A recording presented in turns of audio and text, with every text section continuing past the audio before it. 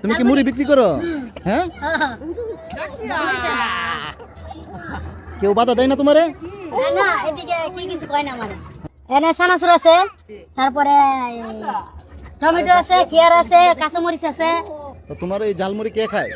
আমরা বাঙালিরা খাই সবাই। কেমন বিক্রি হয় তোমার?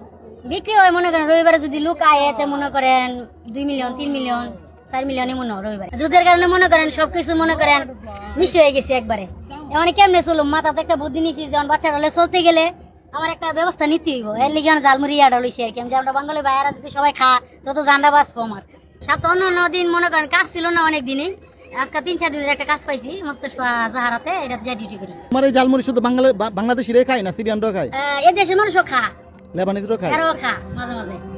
কয়টা কি দেখি তখন ইয়া সারা দেই, মরিচ সারা দেই, তখন এরা খা।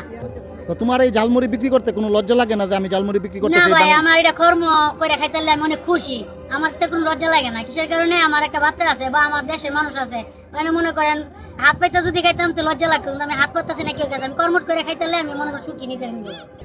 কবে যে যুদ্ধ শেষ হইব এইটুকের লেগে মানে আটটু ভয়ের ভিতরে আছি। মনে করেন যে কোনো জায়গায় কাজ ধরি 5 দিন 10 দিন করে বিদায় করে দেয়, কয় তো বুম ফালাইছে তোরা জায়গা, আমরা লোক লাগতো না, ওভার লোক বিভিন্ন জায়গা থেকে মনে করেন বিভিন্ন 3-4 জায়গা ঢুকছি কামে, একই অবস্থান, জানি না সামনে কি আলে দিন যান। তো এক জায়গায় করতেছি কিন্তু আবার নিয়ে সামনে সপ্তাহ পর যে আবার বাইরে জায়গা, মানে এই আতঙ্কের মধ্যে আছি।